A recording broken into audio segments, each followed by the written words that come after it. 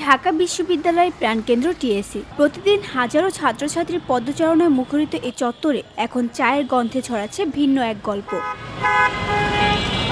তৃতীয় লিঙ্গের মানুষদের যখন সমাজ এখনও নিঃশব্দে দূরে সরিয়ে রাখে, তখন সেই সমাজের মাঝেই নিজের পরিচয় নিয়ে এগিয়ে এসেছেন তৃতীয় লিঙ্গের একজন সাহসী ব্যক্তি প্রিয়া খান।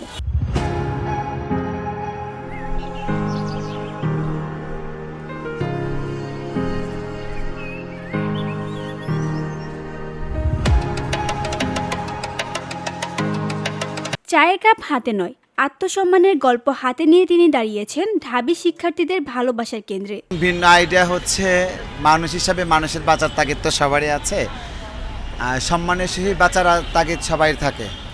তা আমি মনে করি যে আমরা যে পেশায় ছিলাম বা আমি যে পেশায় ছিলাম সে থেকে এখন ভালো আছি এবং সেখান থেকে বেরিয়ে এসে এখন একটা কর্মজীবী মানুষ হয়েছে বলা চলে।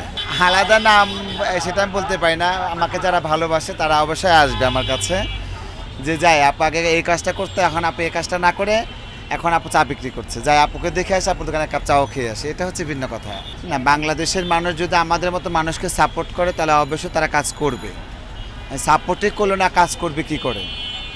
আমি বলেছিলাম বছরের প্রথম থেকেই বলেছিলাম যদি আমাকে কেউ বসার জন্য জায়গা দেয় তাহলে আমি আমার মতো যারা কাজ করতে ইচ্ছুক আছে তাদেরকে কর্মজীবী করার জন্য অবশ্যই ব্যবস্থা করব।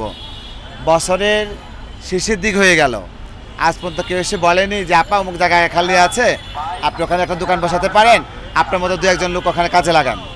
তাহলে আমরা কীভাবে বুঝবেন যে আপনারা আমাদের মতো মানুষকে আপনারা সমাজমুখী ঘরমুখী করতে চাচ্ছেন। প্রিয়া খানের এই সংগ্রাম আর স্বপ্নের সাক্ষী হয়ে আছেন এই বিশ্ববিদ্যালয়ের ছাত্রছাত্রীরা, যারা তাকে শুধু দোকানই নয় একজন প্রেরণার মানুষ হিসেবে দেখেন। তৃতীয় লিঙ্গের একজন মানুষ যাদেরকে আমাদের সমাজের পায়ে হচ্ছে যে মানুষ ছোট করে দেখা হয়, কারণ তারা বিভিন্ন চাঁদাবাজি রাস্তাঘাটে টাকা নেয়। তো দেখা যাচ্ছে যে উনি একটু বিতর্কধর্মী, যে যেমন বলতে হচ্ছে যে উনি নিজে বিজনেস স্টার্ট করছে, ওনার নিজের কর্মচারী আছে 2-3 জন, দেখতে ভালো লাগে। এই জন্য টিএসসিতে আসলে ওনার এখানে আসা হয়। যখনই আসি যেমন ওনার এখানে 2-3 জন আরও চাকরি করতেছে, ওনার এখানে আসতেছে। উনি একজন বিতর্কধর্মী, উনি চাইলে কিন্তু টাকা উঠাতে পারে সবার মতো জীবন ধারণ করতে পারে, কিন্তু উনি সবার থেকে আলাদা। উনি আমাদেরকে আমি নিজে ওনাকে দেখে ইন্সপায়ার্ড হই। আমরা কাজকে ছোট করে দেখবো না, কখনো দেখা উচিত না। ওনাকে দেখে এটাই মনে হচ্ছে আর কি, আমি নিজে উৎসাহিত হলাম। আসলে তৃতীয় লিঙ্গের যে সম্প্রদায়ের যে মানুষগুলা সবাই তো আর খারাপ না, তাদের মধ্যে অনেক ভালো আছে এবং যারা ভালো তারা নিজেরা কিছু করতে চায়। অনেকে চার দোকান, অনেকে কাপড়ের দোকান, অনেকে আপনার বিভিন্ন ব্যবসা নিয়ে অনেকে ব্যস্ত থাকে। আর ওনাদের এই যে উদ্যোক্তা বা উদ্যোগ সেটা আমি সাধুবাদ জানাই এবং আমি ব্যক্তিগতভাবে ওনাদের এই ইগুলা আমার খুব ভালো লাগে। চায়ের দোকান, আন্দোলন বা স্বপ্ন, সবকিছুর পেছনে একটাই বার্তা ছড়িয়ে দিচ্ছেন প্রিয়া খান। সমাজে সুযোগ ও স্বীকৃতি পেতে হলে লিঙ্গ নয়, দক্ষতাই হোক মানদণ্ড।